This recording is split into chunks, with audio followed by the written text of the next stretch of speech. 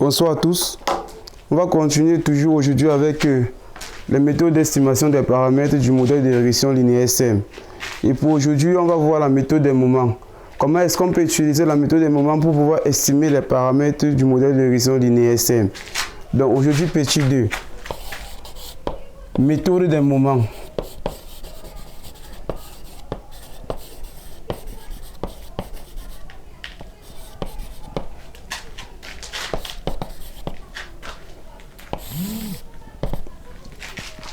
Le concept de la méthode des moments consiste à utiliser des théories empiriques ou théories pratiques que nous avons vues avec les hypothèses classiques du modèle de régression linéaire SM, à savoir la spécification du modèle qui stipulait que l'espérance du thème d'erreur ou de la perturbation est égale à 0.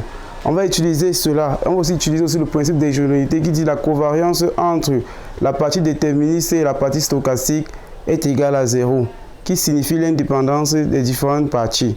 Alors, si nous avons le modèle de régression linéaire simple, qui est YI égale à bêta 0 plus bêta 1 XI plus epsilon I.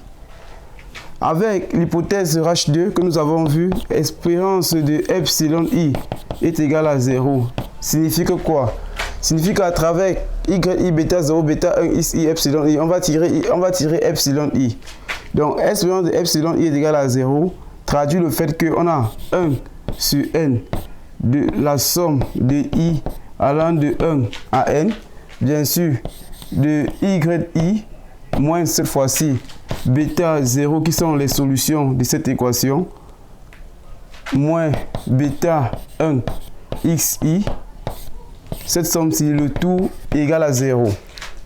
Alors, on a bien sûr, l'opérateur somme est un opérateur linéaire, donc on aura 1 sur n, la somme de YI, bien sûr avec les I allant de 1 à n, moins bêta 0 moins somme 1 sur n, somme de bêta 0 I allant de 1 à n, moins bêta 1 estimé, bien sûr estimé, de 1 sur n, somme de xi, avec I allant de 1 à n, le tout égal à 0.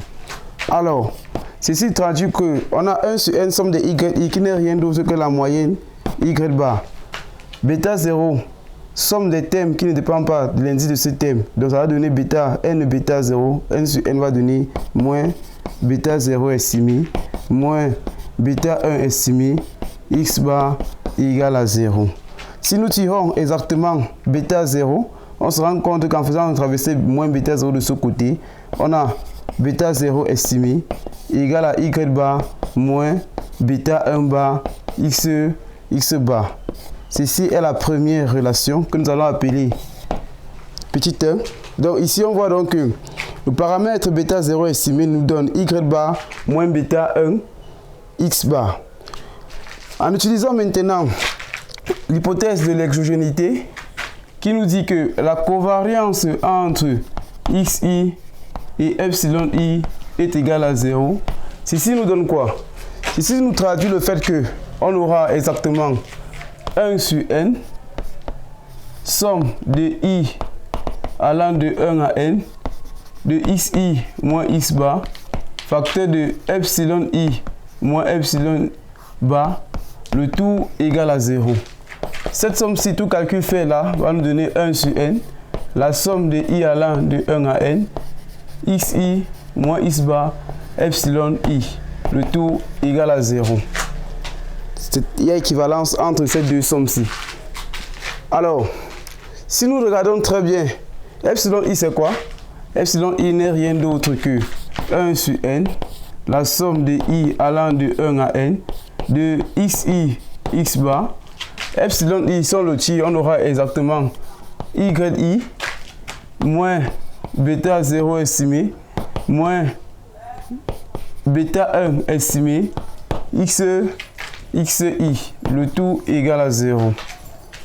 Alors, si on continue le développement, on aura somme de i allant de 1 à n, de xi x bar, yi Or, bêta 0, ici on a vu que bêta 0 était égal à y bar moins bêta 1 x bar.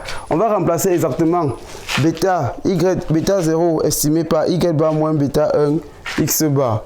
En le remplaçant, on aura moins y bar, bien sûr, plus ce bêta 1 estimé, x bar, moins bêta 1 estimé, xi. Le tout égal à 0. En rangeant cela de manière légitime, on a 1 sur n de i allant de 1 à n, de xi, x bar, yi, on peut mettre comme ça yi, y bar, mettre moins bêta 1 en facteur, moins bêta 1 estimé, facteur de xi moins x bar, le tout égal à 0. En développant cette somme-ci, puisqu'on sait que l'opérateur somme est un opérateur linéaire, on peut avoir 1 sur n, somme de xi, x bar, multiplié par y bar, moins bêta 1 sur n, somme de xi, x bar, le tout au carré, parce que les xi, x bar vont se multiplier ici. Bien sûr, égal à 0. En tirant maintenant bêta 1, on a exactement bêta 1 estimé qui nous donne 1 sur n, somme de xi, x bar, multiplié par y bar, le tout sur 1 sur n, somme dans 1 sur n, somme de xi, x bar, le tout au carré, bien sûr, avec i allant de 1 à n. En simplifiant là par n, on se rend donc compte que ceci n'est rien d'autre que les s de xy sur les s de xx. Donc, avec ça, en posant somme de xi, x bar, y bar égale à s de xy et somme de i allant de 1 à n, xi, x bar égale à s de xx, on se rend donc compte que bêta 1 estimé n'est rien d'autre que s de xy, s de ss et bêta 0 et bêta 0 estimé n'est rien d'autre cette fois-ci que y bar moins bêta 1 estimé de x bar.